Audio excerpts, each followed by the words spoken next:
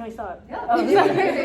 Oh, sorry guys. Good afternoon everyone, and thank you so much for joining us for our presentation today, and thank you to your lecturer for allowing us to present today.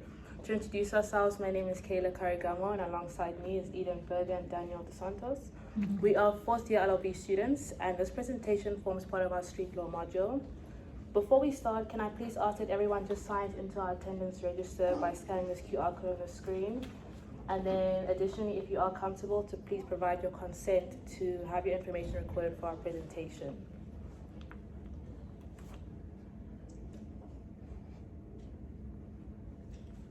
Thank you so much. So what is street law all about? Street law focuses on making the law accessible and practical for all people in their everyday lives, and it aims to educate both law students and the wider community about the laws that affect them directly, rather than just focusing on the abstract legal concepts. The goal of street law is to empower individuals by providing them with a practical knowledge that they can use in their everyday lives, giving them a better understanding of their legal rights and their obligations. On that note, our topic today is very essential and very relevant in today's South Africa, the reproductive rights of minors in South Africa. But before we dive into the information, can anyone tell me what the legal definition of a minor is?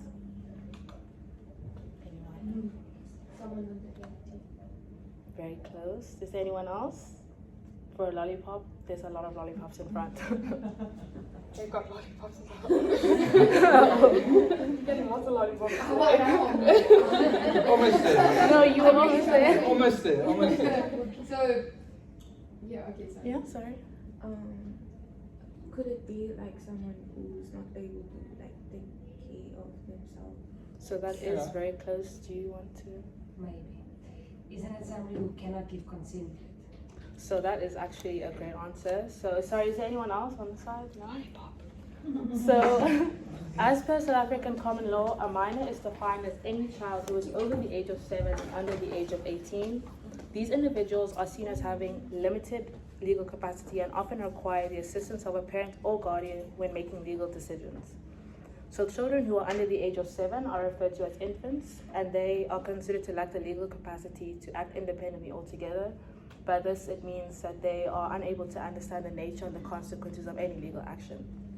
This classification is very important because it affects when and how young people can exercise certain rights, including reproductive rights, which we'll explore throughout this presentation. And then for the next slide, another question. Can anyone guess what the legal age of puberty is for girls and what the legal age is for boys in South Africa? For girls, 12. Yeah, wow, well done. And then for boys, do you know? Isn't it also 12? Is it different? It's different. Is it 14? It is 14. The lollipops is 14. Well done. Guys, can I ask this in the last presentation?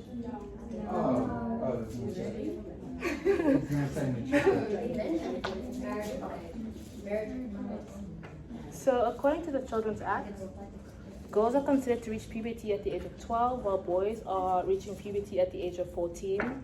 This distinction matters because certain legal capacities, like the capacity to marry, are sometimes tied to whether or not the child has reached the age of puberty. Understanding how the law defines minors and when children are considered to reach puberty helps lay the foundation for understanding their reproductive rights. Next, we'll move on to the legal rights of minors. So minors or children under the age of 18 are entitled to several fundamental rights that are important for their well-being and their development. Firstly, they have the right to basic education. This means that every child must be given access to schooling without unfair discrimination or exclusion. Education is not just a service, it's a basic constitutional right that empowers children to grow into informed and capable young individuals. In the context of family care, children have the right to parental care or appropriate alternative care when necessary. This ensures that they grow up in a nurturing and supportive environment, whether with biological parents, guardians, or through state government-provided care when families are unable or unfit to provide it. Then when it comes to healthcare, children have the right to access medical services, including preventative care like vaccinations for diseases. Children from the age of 12 may consent to certain medical treatments if they are mature enough to understand the consequences. This then helps respect their growing autonomy. Lastly, protection is another cornerstone of children's rights. The minors must be safeguarded from abuse, violence, neglect, exploitation, and any treatment that is harmful or degrading to them. the government does have a duty to intervene and protect children where these rights are threatened. And then my final question again, does anyone know the name of the legislation that governs these rights? And if you can tell us the importance for 2 lollipops. Wait, can you actually say it again? So, Because now I'm not sure if I'm answering right one. so do you know the name of the legislation that governs these rights? The right to education, healthcare, Is etc. it the Children's Act? No, it's not. That's the only one I know. There's another one you know. It's like one of the most important piece of legislation in South Africa. Does anybody know? Top of the top. The Constitution. Of course you're gonna know.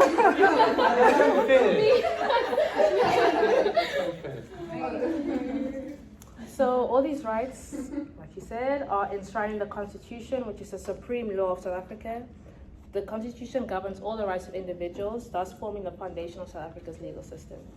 So if any person that is a lawyer wants to argue with you, just say, I know my rights as per the Constitution. That's it. And then lastly, the legal capacity of minors. Minors have the capacity to have legal rights and duties. In terms of legal capacity, minors generally cannot enter into any contractual agreements independently. The capacity is limited, meaning that any contract they sign is usually voidable unless it is clearly to their benefit or made with the assistance of a legal guardian. However, some exceptions do exist, such as for emancipated minors, but generally legal protection ensures that minors are not unfairly bound by obligations they may not fully understand. Regarding marriage, recent legal forms in South Africa have brought significant changes. Previously, minors under the age of 18 could marry with parental consent or special approval. However, this is no longer allowed.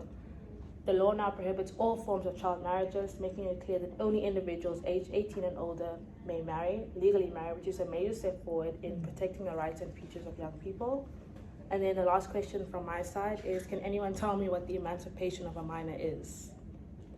Or what yeah. The emancipation of the minor, I just want to double check that I'm hearing it correctly. It's when a minor can take their legal guardians, parents or adoptive parents, and ask to be basically not their kid anymore. Like you immediately, if you would become your own adult, and you would have to pay for your own rent, and your parents would be taking care of you. Yeah, that's the perfect answer. Thank you so much. So, again, like you said, it refers to the legal process by which a minor gains some adult rights and responsibilities before reaching the age of puberty. So, like you said, like adulthood, this typically involves the child being free from parental control and responsibility. So, I'll have Eden move to the next. So I'm going to be speaking about the overview of reproductive rights. So my first question is, can anyone tell me what reproductive rights are? Not only.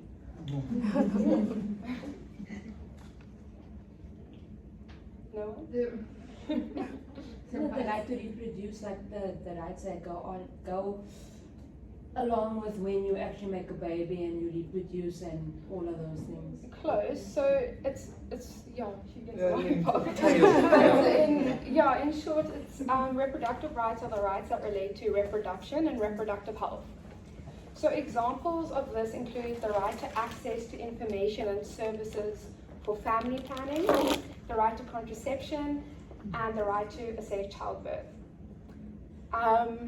So reproductive rights include bodily autonomy, healthcare access, and gender equality.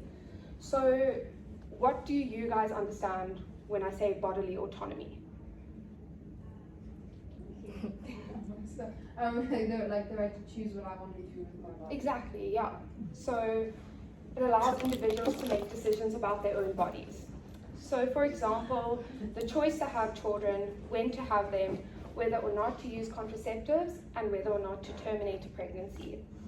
For just information, we're going to be referring to termination of pregnancy. Some people might know it as abortion, but legally we call it termination of pregnancy.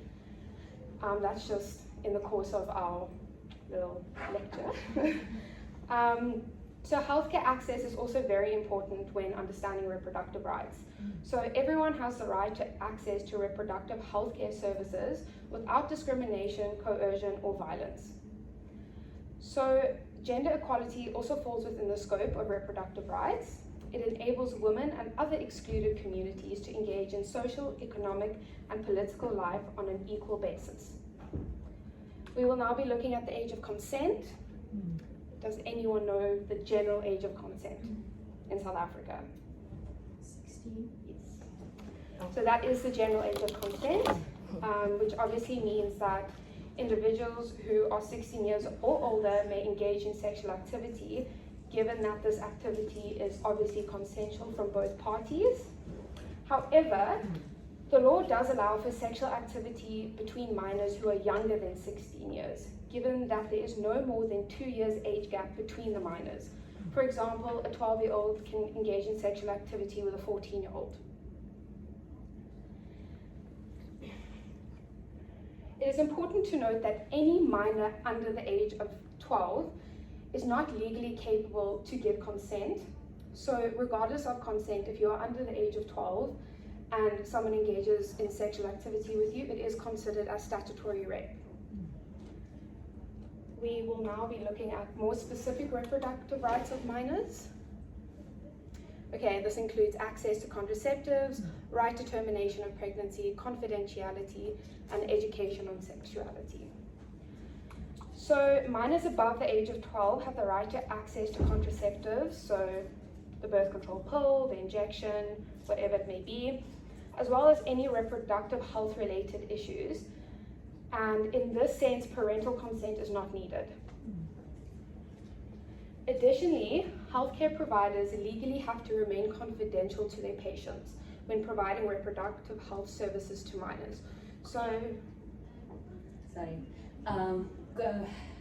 It's, I don't want to use a proper term, the termination of babies. pregnancy. The termination of pregnancy. Is that also regarded as a form of contraceptive or birth control? No.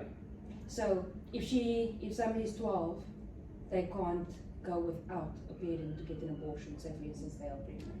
Under the age of 12. No, or 12 and, yeah. 12 and or above. over, 12 yeah, you can get an abortion without parental consent. However, he will speak about this just now. Doctors and healthcare providers often recommend that you do tell a trusted adult. Okay. But Just for support, emotional support, physical support. I mean, the termination of a pregnancy is a big thing for a lot of women. So they do recommend that you have some additional support and you're not just doing it on your own. Like most healthcare providers would recommend that to any minor who's coming in for a but termination. it's not legally like you have to. No. It's just other support. Oh, Yes, yeah. Okay. And even then, after they consult with their guardian or their parent, the final decision rests on the minor, not on the parents. Oh. Yeah, so it is ultimately the minor's decision, and the healthcare provider must stay confidential. So the doctor cannot disclose that information to anyone. Does that answer the question? Okay, cool. Minors are entitled to be informed on reproductive education and rights, and I think we can all say this is very important. This is very important in order for minors to have the appropriate knowledge before and when engaging in sexual activity to prevent unwanted pregnancies, STIs, HIV and AIDS, which are all rampant in South Africa at the moment, unfortunately. And now Daniel will be speaking on termination of pregnancy. It is a sensitive topic, so anyone who would like to leave, there's, we don't want to make you feel like closed in. But yeah. So yes, like she said, termination of pregnancy is a very touchy and sensitive topic to some. Everybody has their own opinions, but we're here to talk strictly about the law. And like me, I have my own opinions, but the law doesn't unfortunately care about my opinion. So it's very important, very, very important to be appropriately informed about the safety for termination of pregnancy, especially for minors. Minors, like what was said earlier, over the age of 12 can go and get an abortion without any consent. Termination of pregnancy, termination of pregnancy without parents' consent. Like what was said by Kayla, is that the doctors will say, rather tell your parents and let your parents know for support, but not needed at all. If it's, you can't get a termination of pregnancy under the age of 12 because, like it was said earlier, statutory rape. That's a whole different ballgame then. but we're here talking more about minors over the age of puberty. And yeah, you guys already actually spoke about all of that, what I wanted to say. So another one, what's important is right of access to information. So minors have the right to access information with regard to reproductive issues, reproductive health issues such as HIV and STIs. So this then helps minors understand how these diseases are transmitted and how they can protect themselves when seeking medical advice and how to seek it. Because how many kids, or not kids, minors have HIV now and they don't know what to do. But once they're taught and educated, they at least now know what to do. So schools and clinics especially play a very important role in actually helping those minors, educating them and teaching them and helping them through these times. And now I'm going to go through an overview of basically the whole lesson plan. And we're going to have some questions. Yes? For instance, let's just say hypothetically, you get HIV through your parents, obviously, as you are born. Yes. But they don't disclose this information to you until, let's just say, you're 18. Okay. Do you, under the law, can you take them to court for that? It depends. So with what you're saying, if let's say now you have deteriorated health, you've now become sick and everything, and only now by the time you're 18 they tell you you're HIV, then, and they haven't told you this before, haven't helped you go to the hospital or get help, then you can. But also another way is if, how do I say this, if a minor who's under the age of 18 has consensual sexual activities with another minor, and let's say this person's HIV positive, and he didn't know himself, but now gave it to this person, so then that's now another issue. That person can't now go and sue the person who gave it to them because he didn't or she didn't even know. So then, yeah, this becomes the parent's issue. It's a very tricky situation. So it's very much on what scenario and what actually happened. As the parent in that scenario, do you have do you have the right to keep that information from your child, or should you always tell them? So I'm not too very versed in that aspect, because that's more, I'm not too versed in that aspect, but I would think that you would at some point and at some age tell the minor or tell your kid that yes, they have that. Because if they then go and do something, they can be implicated and they could potentially harm somebody else without them even knowing. So it is your duty to at least say something. So I would think so, yes, that they do have a duty to say something before, I would think. But to go again, and no cheating, don't look at the board. What's a minor? What's the age range of a minor? Whoa! It's not 12 to 18. 16. I said don't look at the board. Yeah, sorry. Yeah, 12 to 17. 16. For reference, 7 to... Oh, yeah. No, 7 to 16. 7 to 18, but yeah. Okay, although I said don't look at the board. No, I trust you, that's why you said 7. That's it. I mean from 7. Wait, I'm confused. I forgot which one. So to go back again then, yes, minors are aged 7 to 16. So 18, but move. Minors can consent to sexual activities, but to remember, you cannot have consensual sexual activity with a minor who's under the age of 12. That is statutory rape. And minors do have the access to health care and health resources. For example, contraceptives. And the interesting thing is, if a minor goes to a hospital or a clinic and asks for condoms, they are not allowed to refuse to give that person condoms. That's why you will see sometimes, I don't know, I've seen it before, if you go into like an engine or something, in the bathrooms there'll be condoms. It's for free, whoever wants it can take it. And the confidentiality of the healthcare services are also important. Yes? You can continue your point, please. No, if you have a question. Oh, yes. My brain's a little bit dead, so I just need to refresh it for me. If two minors, as in below the age of 12, are engaging in sexual intercourse, is that also statutory rape? That's a completely different, Yeah. I would think. Can I help you? Yes. I have an answer, but I don't want to get it wrong and give the wrong information. And I'm only jumping in because when you guys did criminal law, the age for prosecution was lower. Any type of sexual activity, doesn't matter if the accused and the victim, if they're both under 12, it's rape. I was going to say that. So I was going to take it there. sexual intercourse with anyone below 12 is rape. Between 12 and 16, statutory rape. The only reason why you wouldn't prosecute, let's say, two 11-year-olds having sex with one another is because they fall below the age for criminal liability. Yes. You cannot prosecute anyone for any type of crime until they turn 12. That goes back to capacity of a minor.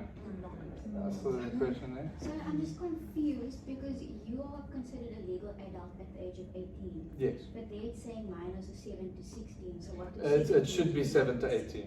7 It was to 18. yeah, it That's was a what typo. the- Yeah, it's a typo. Sorry. I saw there was another question somewhere. Let's say on her point, could the two minors who now engage in sexual intercourse and it's considered wrong, can they get any other punishment, or is there anything that they could do, or do they just, like, I know you can't get arrested, but is there anything they can do to stop that, or What do they you? get like a fine, or like What is the punishment? Under the age of 12. Yeah. Well, like Kayla said, they don't have criminal capacity yet. Well, I would think they would But- go to like, not like therapy, but I'm sure like, you There know, would they be would look at, and repercussions. there would be like Yeah, like what would mental those- rehabilitation, because I think, you know, minors under the age of 12 engaging in sexual activity, they don't know what they're doing. I think we can all agree to that. So it will probably be a lot of like therapy going forward, and maybe more education, you know, saying, you know, this, it's illegal, it's wrong. So I think in situations like that, there's a lot of rehabilitation and a lot of maybe like social services getting involved, seeing the background of the family. Why were these minors engaging in sexual activity? Because it would be considered abnormal for two 10-year-olds to be having sex, because what is going on that leads them to want to do that? So it goes a lot into the family, social workers will get involved and all of that, yeah. So I've got one more question, a big one, that was actually answered at the beginning of the lesson. What is street law? Does anybody know? It's like, say, explaining the law for like simply to people who don't study law. Well, then I'm saying it to be too Like explaining to the average person is So yes, street law very much is like you're on the streets, talking to the average person who might not be well versed in the law as much as we might be. So we have to talk to them in a way that we're not talking to somebody with a high IQ who can understand the terminology, like the lingo. And there's like really big words in law. Yes. And then I don't even understand. So a big part of that is especially street law. So this type of lesson we gave would be amazing for minors, especially those in marginalized communities like those living in townships, where this would be very helpful for them. And there's lack of education. there. Exactly, and they don't know that, oh, if I'm pregnant, they actually can go and get a termination of pregnancy. They don't know all of these things. So a big part of this, especially this lesson plan, is making everybody aware about the reproductive rights of those minors, but more specifically, things that people didn't even know. Like I'm sure in certain parts of South Africa, even till 5 years ago, before I started studying law, I thought the age of consent for sexual activities was 18. And a lot of people don't know that, don't know it's 16. I didn't even know about the 2-year age gap. So that's where something like street law actually helps. Like I'm sure even if it was one little thing, somebody learned something today. And that's very necessary, and that already shows the creating awareness and education. Now imagine doing this for a marginalized community where this would really help. So that's something that's important for us in this module? Put it like this. Not necessarily your personal opinion, but in terms of having the age of consent being 12 for females, 14 for males, don't you think it's a little bit unfair in terms of equality that females can Engage. engage in terms of that? Because I mean that's a little bit. That's age of puberty though. So I mean, oh yeah. yeah, because boys but- do develop a bit later.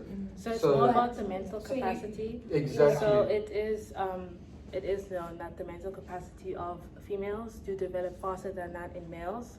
But I do understand it is a very controversial topic. I mean, even when I was conducting my research, it does show that there are a lot of people that are against that and the age gap and whatnot, saying that it should be the same. But according to research, it is based on the mental capacity and what time and ages the girls and the boys No, reach their 100%. mental capacity. Yeah. It's basically a generalization in actual fact, because I mean you get some females that, or some males that could potentially hit puberty. It way is, earlier. so it is Of a course. generalization. You know. Like, I mean, everyone reaches puberty at different ages. Precisely. You so, know, like It's some like taking an girls- average almost. Yeah. Oh, that's why that. Oh, Yes, Yeah. so you have to outweigh your balances. Yeah. Like, Yeah. Does that? Yeah. Okay. so to cap everything off, does anybody have any questions? You guys have been asking amazing questions. Yeah. Actually, it's quite fun. If you said the age gap should be 2 years, let's just say it wasn't. Yeah. So, but it was like consent. But let's just say parents find out and they decide to take that.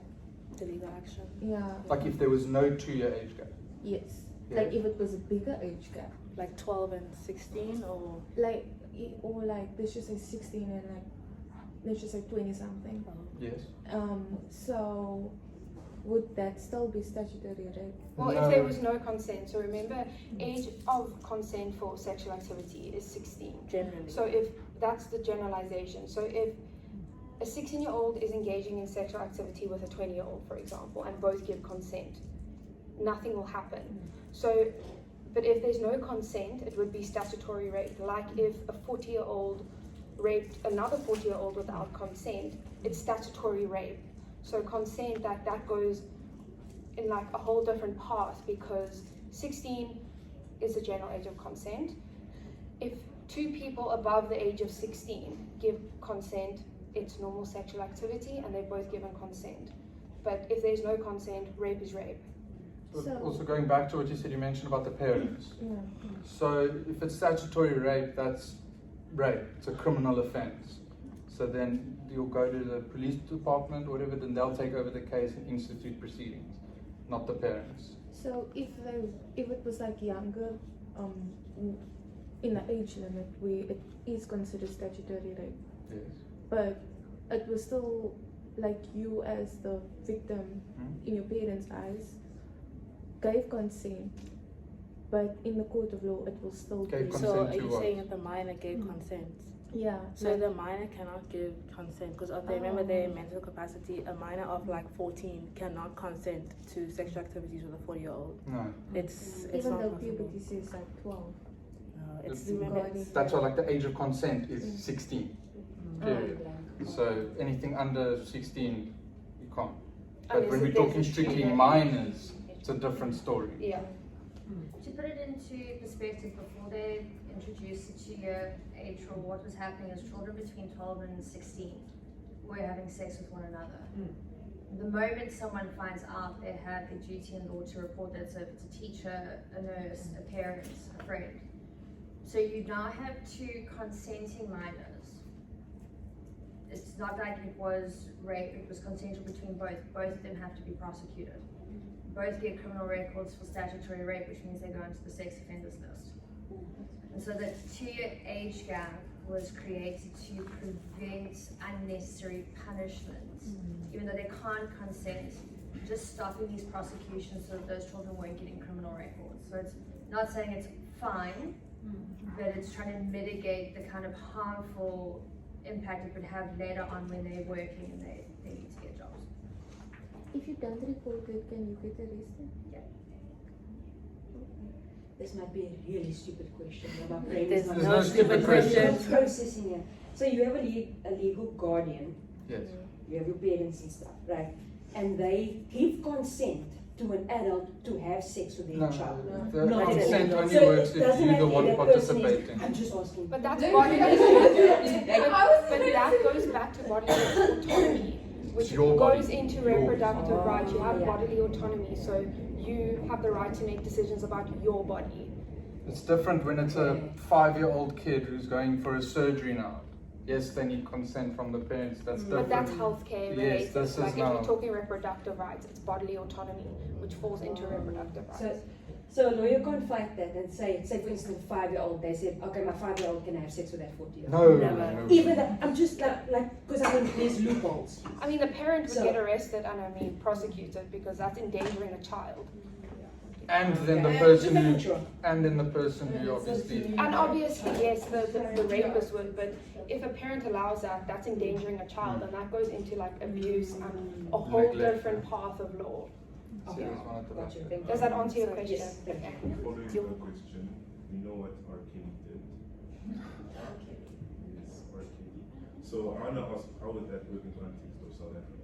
Because the parents technically gave consent because Kelly paid parents off to basically provide a golden shower. And she was underage, I think she was about 12. So how would that work in the context of South Africa? Do you know the R. Kelly case? I don't know. I think I saw it a while ago. I don't know. I haven't kept up to date with it, but Basically, yeah. basically you would pay like the parents for the kids, the girls to kind of like stay over by his place. For the parents just to keep quiet, and then you'll do like these activities. Oh, it's like with hush these money. kids. Hush money, yeah. So that's if you go to the parents, and that's just neglect and That's like abuse. That's Yeah. child endangerment. So that's completely putting your child in a dangerous situation that can affect, their physical, emotional, and sexual health. Like that's completely endangering a child. It's like if you were to physically abuse your own child, letting someone else do that to your child is equal to that. Do you think it would be considered abduction? That's interesting. Abduction, the definition is you're restricting somebody's freedom of movement with intention to. We did abduction in family. Yes, I'm Abduction is anytime someone takes a minor out of their parental care without the parents' consent to have sexual intercourse with them to Yes. marry them. So that's, if the parents consenting, it's not going to be abduction, that would be child grooming, it could be sexual assault. Parents would be involved in human trafficking, all of that. There's currently a case of an attorney who's being prosecuted in Johannesburg where the mother was selling her children who were under 18. Oh, yes. She essentially turned them into prostitutes. The attorney says that he bought the girl because the mother said she was 18. It doesn't matter regardless of the age, it's human trafficking, but it makes it worse that she was the minor. So they're all being prosecuted. That's essentially how you would deal with this. It's the same with the Jocelyn case that's happening at the moment. Yeah. It's the charges are human trafficking and kidnapping. So it's because the mother received money to give Jocelyn away. So human trafficking. You can almost say put that as the same way, but now the kid isn't staying over at the house, unfortunately. I think the tricky thing is the different ages. But also it sounds nuts to think a 12-year-old can consent to medical procedures, but it is to help and save kids who have maybe been abused and now I may be pregnant. Exactly. And I don't want to tell my parents, and it's maybe not that safe for a 12-year-old to carry a baby to full term. So, but the different ages is I think what sometimes for the regular people on the street can become confusing. Sometimes it's 18, sometimes it's 16, sometimes it's 12, the 2-year thing. How many people didn't know about that? Yeah. But it's the same, like if a 12-year-old wants to go and terminate a pregnancy, they don't just walk in and they do it right there. The doctor and healthcare service provider will sit down and talk with them. Educate them Yeah. about the risks and everything. And for them to be able to do that without consent from a legal guardian is a good thing. No, of Very course. much for it. So Yeah. Okay, Okay, mine is like a question, but not a question. So let's just go with let's stick with like women. I mean, minors, girls, children, women, minor children, women. Right? Now that I obviously will apply to everyone, but let's say that she lives in a marginalized community where her development is slower. So maybe her puberty, in a sense, is more delayed. Like, how is it fair to apply that to her if her development doesn't? But that's a debate. So that's Honestly, that's the whole debate. Like, some people agree with it, some people disagree with it. You know, like as I said, you know, we all girls here, we all started our periods at different ages. We can't like, you know, say one person, like we're all gonna start at the age of 12. You know, it's not accurate. So that is the whole debate about it. In a legal sense, obviously you have to refer to the capacity of the actual individual, the capacity to understand the legal consequences and the nature of the actions. But if they lack mental capacity, that's a different thing. Yeah. Then they don't have the capacity to make a decision like that. That's if like they were born with brain irregularities and stuff like that. Yeah. But that's case by case. No, so I think there's still going to be a professional in the room. So if the doctor can pick up, gosh, yes, this girl is 30, but they are consenting. And would that also apply to like being on the spectrum? So with that goes into mental illness, and depends where you are on the yes, spectrum. I mean, so people can have reason, limited capacity, even a full-grown adult. Let's say take a Down syndrome person, compare that to the normal average person. So the normal average person, if they wanted to, can go and defend themselves in court, but Down syndrome person can't because they lack capacity. Mental capacity. Yes, and a big thing about the law, your actions, everything you do, it's appreciating the nature and the consequences of what you do. A Down syndrome person can't really do that. They're just going to go and do whatever they want. They don't know if it's right, wrong. It's the same thing. A normal person can understand what's right and wrong. They can appreciate each consequence and nature of each. So it's the same like with what you were saying with puberty. It's just a generalization to say, okay, this age, they are now age of puberty, whether they get it or not. But this is like, it's almost like saying at the age of 18, you're an adult now. Some people aren't mentally adults yet, but it's just the age that is out there. Yes, case by case, sometimes it's not right, but that's the debate. Yeah, go way over time.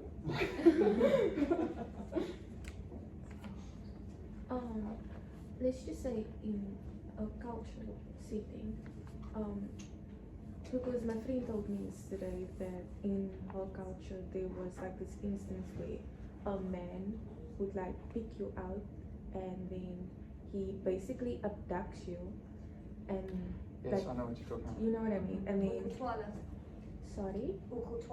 I don't know what it's I think So so. that's- And So then that's customary Yeah. law. That's customary Indigenous law. law as well. Customary law. We just say customary. Yeah, sorry, customary law, yeah. So those laws But apply. he technically doesn't do anything until he pays your parents or gets your parents, forces your parents' permission. So would that still be statutory rape, depending if the minor is, if it is a minor? The customary law does have to be in line with the Constitution. Yes. So, I mean, we do appreciate, you know, different customs and practices because, I mean, there are so many in South Africa. We have to appreciate them. But customary law, they obviously have their own rules and regulations, but it cannot be contradictory to the Constitution and the Bill of Rights because then that is illegal and against the law. Yeah. So, but yeah, it's like Ubuntu. All of these things, it's in customary law. It's set there, but for people who don't follow it, it doesn't apply to them. But obviously, you have to be in a set, like say a village. You can't now just say all of a sudden, oh, now this law applies to me now. It doesn't work that way. You have to be in that culture, like it has to be like around you all the time. And obviously it will, like, they'll take into consideration like public policy, like what does the community want and need, Benefits. you know, what's going to benefit them, but still at the end of the day it cannot be against the Constitution or the Bill of Rights because then it is illegal. Thank you so much, guys. Just the last thing, can you please scan this QR code? So this is a different form. It's the feedback form just for us and just to review us. And thank you for listening. Yeah, thank you. Thank you so much. Thank you, guys.